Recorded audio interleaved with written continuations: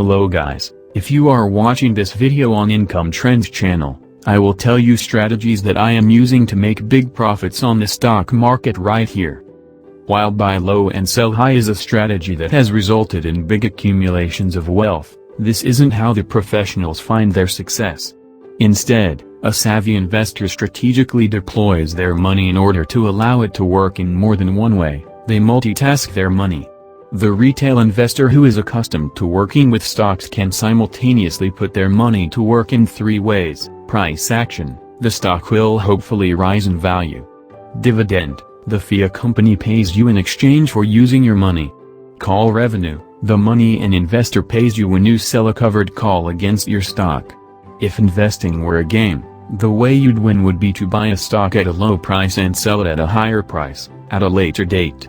If you own a home, you understand this concept in a very practical way. In order to make a profit on your investment, it's often best to use one of two strategies to do that. The first is called value investing. Stocks, just like the products you purchase every day, go on sale from time to time and value investors wait for that sale price. This makes it even easier to make a profit, because stocks that are undervalued, on sale, have more room to grow. Your favorite stock may not work for this strategy, because it must pay a dividend, it must have a price that is cheap enough that you can purchase 100 shares, and it must trade a lot of shares each day, at least 1 million shares of daily volume is best. Remember that a company's value is not based on its price. There are a lot of high-quality stocks that are under $30 per share, and there are a lot of low-quality stocks that trade above $100. Stocks between $15 and $30, with at least a 2% dividend yield, are ideal. Finally, you don't want a highly volatile stock. If it has wild price swings, that will be much tougher to manage. This is where you put your stock research and evaluation skills to work. Once you find your stock, assuming that you want to value invest, look for this name to be in the middle, or towards the bottom, of the trading range for the past 52 weeks. If it isn't there now, either wait for it to give you a price that you want, or find another company. There are plenty of worthy candidates for this strategy. The second way is momentum trading.